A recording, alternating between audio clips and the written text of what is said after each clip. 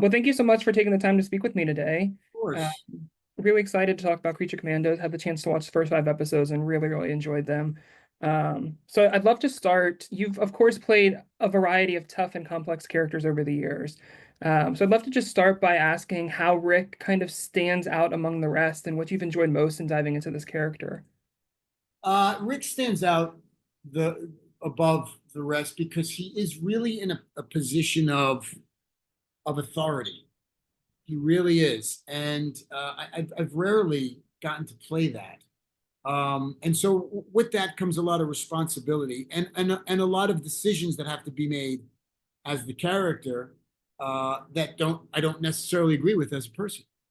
And so it's been really fun and complex getting to kind of dial this in and deal with what's going on around me and the circumstances. And they always are different, like from Peacemaker to Creature to Superman. It's always kind of a different circumstance.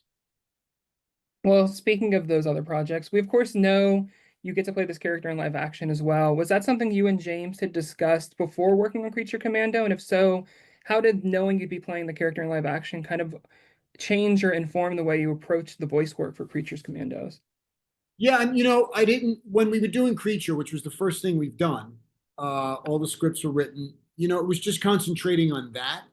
And then James, I really didn't have expectations. I've learned in Hollywood that you shouldn't have expectations because anything can change at any time. But James made it very clear that his plan, him and Peter, was to keep the same actors throughout live action and animation. So I hadn't thought about it. And look, it's when you work with Gunn, everything's on the page. So you go in there and if you just do your work, it comes out really good, or if not great.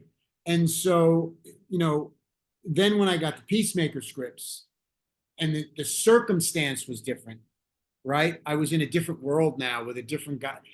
Then I had to kind of adjust how I was going to play it. So it's been a real challenge in the best of ways. Well, diving into the show, very early on in the season, in episode one, we kind of get to see how Rick approaches working with the Creature Commandos, and there's a great scene where he's like, "We're on the same team. I'm not here just to like use this remote control if I don't have to." What do you think motivates him to kind of take that empathetic approach, which is definitely different than what we of course see with Amanda Waller's approach with these characters? Yeah, because I think there's a bit of Creature in him. I think he understands the outsider, the one who doesn't necessarily fit. Um, and I also think, and I think I use this, having lost my son, there's something about these creatures that are vulnerable and a little bit sophomoric. And I think I think he quickly grows this affection for them. Uh, like they were his kids, not the princess, obviously, but the creatures. Yeah. Well, speaking of the princess, Rick has quite a complicated, I feel like is the best word, storyline with that character across the episodes we've seen. Kind of mixing business and pleasure and blurring those lines a little bit. Right. Talk me through a little bit that relationship and how it shapes his overall arc this season. Yeah, I mean, I think it challenges him ideologically and challenges him as a man and morally and ethically. All the things that we are challenged with as men in our daily life in society, things that have been spoken about since Seneca and Marcus Aurelius have written about them. Do you know what I mean? Uh, Hmm. so for me, it's fun. I mean, it is almost kind of like biblical. Like these are the challenges that God gave us as human beings, and you know Rick is not impervious to them, and so that's what made it fun. Is the guy? Oh, what happens? Do you remember your reaction when you got to that point in the scripts and reading them and like, oh, this is where we're going with the Oh story? yeah, I did. I really did. I was like, son of a bitch, I didn't see this coming. Well, that dynamic eventually puts him in kind of conflict with Waller, and kind of leads to some fun dynamics as the season unfolds. Um, and we kind of get to see him where Rick is as a leader, of that he's someone who's very level-headed and doesn't necessarily follow blindly. And that kind of influences direction and that the storyline as we get to that point of walking away from Waller saying like, no, we need to protect, like, don't dive right in. What are you excited for fans to see from that storyline and speaking just to Rick's character through that story?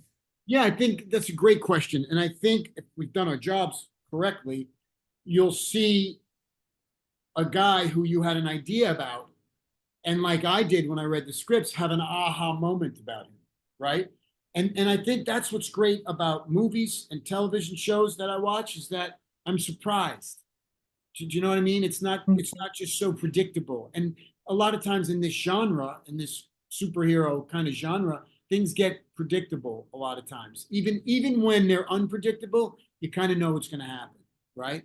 But Mm-hmm. I think here it's not so cut and dry. Specifically in Peacemaker, when we're about to shoot the last episodes with Gunn directing, the way it ends, it's like, wow, that's really not what I expected, but it's going to be cool. So it's that element I think that makes the character interesting, and hopefully, again, our jobs being done right, you're following it and feeling the same thing. Yeah, well, I definitely can say yeah, the use achieve that because I mean watching the episodes, I didn't expect to get like emotional in some of the scenes. I'm like the Yeah, Weasel episode, I'm like, oh, I'm very like it hits you like the way it intertwines these emotional arcs and stories with this over the top, doesn't hold back action sequences, and it really just blends them together so perfectly. yeah, it's great that you said that. First of all, I thought the animation was fucking great. It wasn't over CGI'd, and it was real animation. And I found myself, I'm sitting in my house in the dark watching these things, and I start to get emotional. I'm like, am I going to cry watching the cartoon? And the answer is yes. There's a lot of stuff too with Frankenstein when just that he just wants to be loved. Like there's a part of us of Frankenstein in all of us, right? Like Mhm. I don't want to be this cosmic orphan. I just want to be. Why can't someone love me? And I was emotional.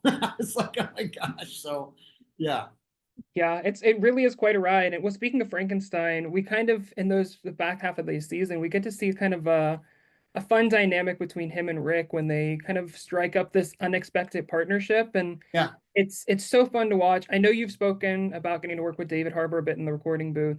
What was it like getting to just to play off of one another, and how did it kind of inform your performance? Because I feel like when you're doing voice work and you get to work with the actors in the same studio, it just is a different dynamic.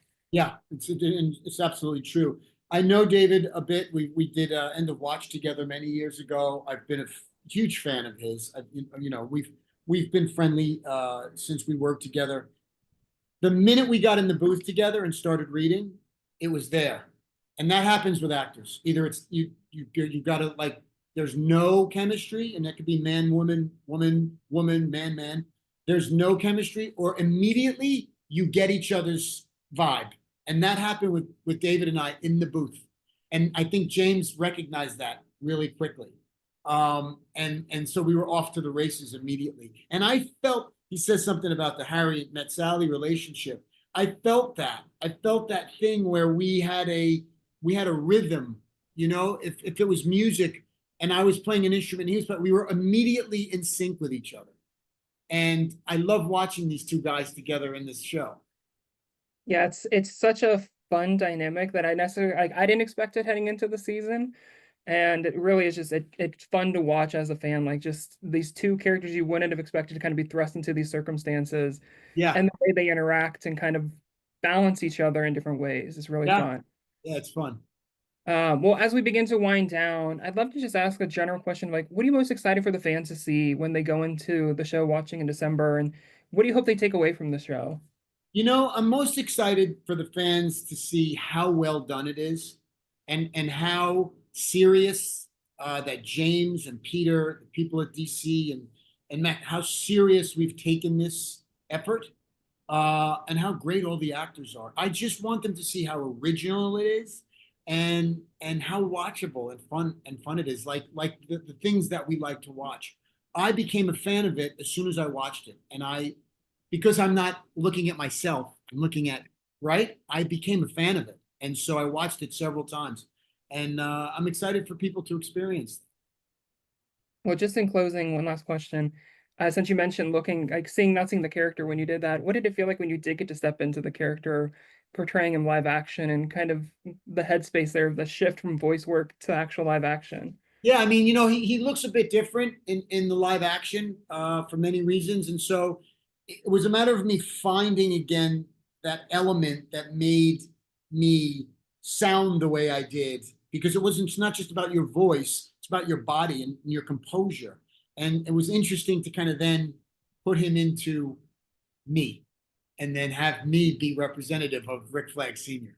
So it's really been fun and you know, I keep saying this over and over. It's so cliche to say it, but it's really, we really are a fan.